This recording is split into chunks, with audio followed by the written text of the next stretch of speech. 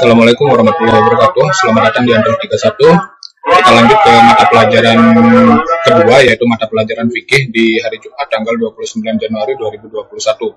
Untuk materinya sendiri, kita yang minggu lalu itu kan mengenalkan masalah untuk menjadi imam, orang-orang yang berhak untuk menjadi imam, dan syarat-syarat untuk menjadi imam ya. Nah, untuk kali ini, wanita sholat berjamaah di masjid itu boleh apa tidak, itu sampai ini ya.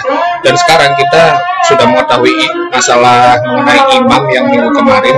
Sekarang kita lanjut untuk masalah hukum makmum masbuk. Jika ada imam dalam sholat berjamaah itu juga harus ada makmum ya. Nah, sekarang ini kita mengenal mengenai makmum masbuk. Masbuk itu apa? Nah, kita pelajari di slide selanjutnya. Ini kita lihat. Ini kalian boleh lihat di LKS Fikih halaman 7 ya.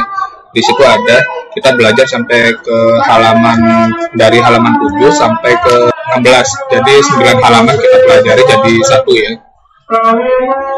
Nah, jadi makmum masbuk itu apa, Kak? Makmum masbuk itu adalah makmum yang ketinggalan atau datangnya itu terlambat ketika sholat sudah dimulai ya.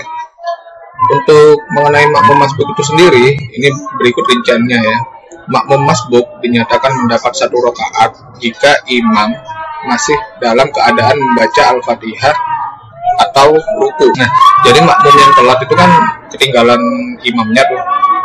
Nah, makmumnya itu dapat 1 rakaat bila imamnya itu masih membaca Al-Fatihah atau sampai dia itu ruku. Kalau sudah sujud, itu hitungannya sudah tidak dapat 1 rakaat ya. Jadi contohnya begini, kalau kita sholat berjamaah, sholat subuh deh, dan kita datang terlambat ke masjid dan imamnya sudah mulai, imamnya itu masih membaca Al-Fatihah, sedangkan kita baru mulai membaca niat. Nah, itu kita masih dapat 1 rakaat. Tapi ketika imamnya sudah sujud dan kita sholat, lalu imamnya dapat 1 rakaat, itu nanti kita masih menambah 1 rakaat lagi setelah imamnya selesai sholat. Oke, lanjut. Yang kedua itu adalah adab sholat berjamaah yang baik.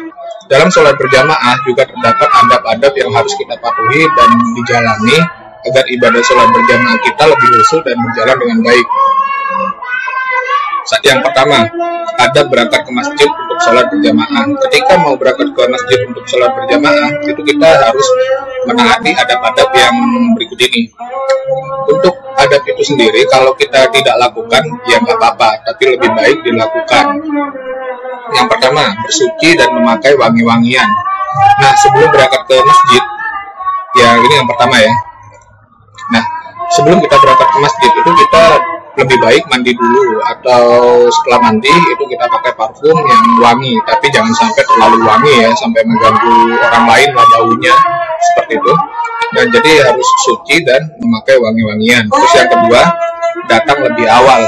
Nah, kalau datang lebih awal ini baiknya seperti ini. Kita kan sudah tahu kan waktunya duhur jam berapa, waktunya asar jam berapa. Itu lebih baik datang awal. Jangan nunggu imam sholat kalian baru datang, itu nggak baik. Terus yang ketiga, memendekkan langkah. Ketika kita berjalan ke masjid atau ke musola, itu lebih baik pelan-pelan aja. Karena pahala ketika kita berjalan itu juga dihitung. Ketika kita jalannya pelan, pahalanya juga berjalan banyak. Seperti itu. Jadi langkah kita itu dihitung sebagai pahala oleh Allah ya. Nah, yang keempat, yang ini, berangkat dengan tidak terburu-buru. Jadi ketika sholat itu tidak berangkat ke masjid ya, mau sholat berjamaah itu nggak boleh buru-buru, pelan-pelan aja. Seperti itu. Takutnya nanti malah jatuh atau bagaimana ya. Adab yang kedua yaitu adab masuk masjid dan menunggu sholat. Nah, ketika kalian sudah masuk ke masjid, itu kan ketika belum adzan, kalian harus menunggu sholat ya.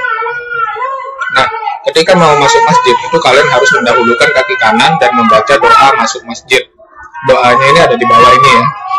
Ini doanya, Allahumma ftah li abwaaba rahmatika. Itu doanya ya, kalian baca dulu sebelum masuk ke dalam masjid.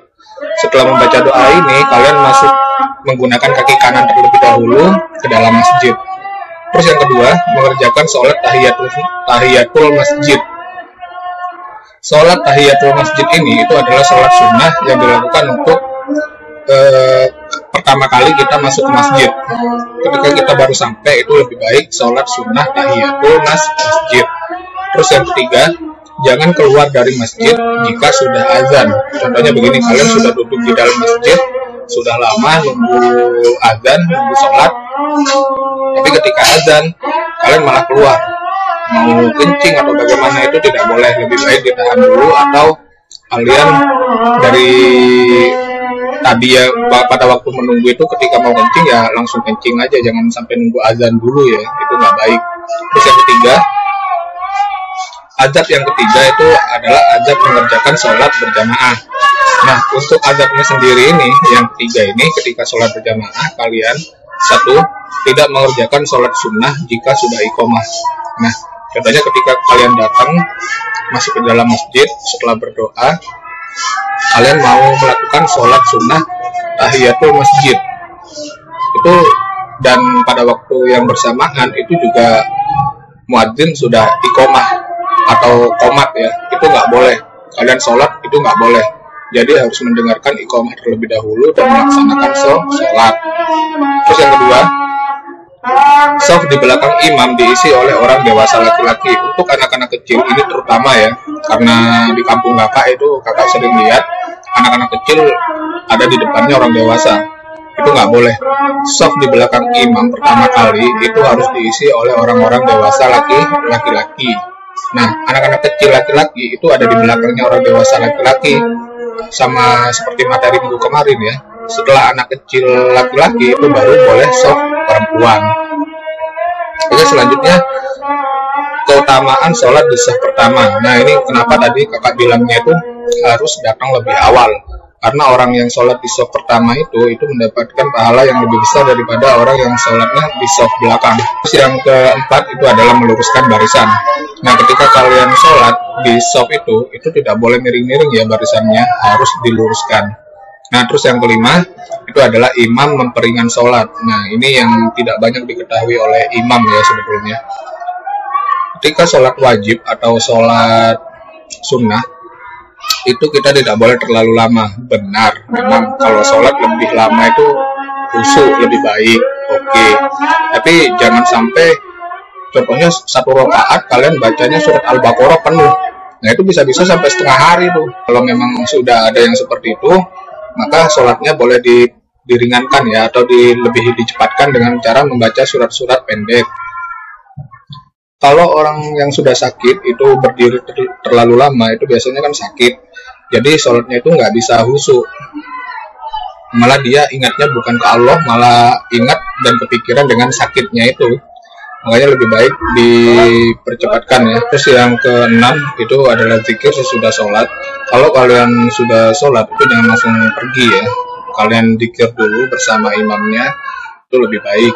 Terus yang ketujuh, lebih baik sholat sunnah di rumah.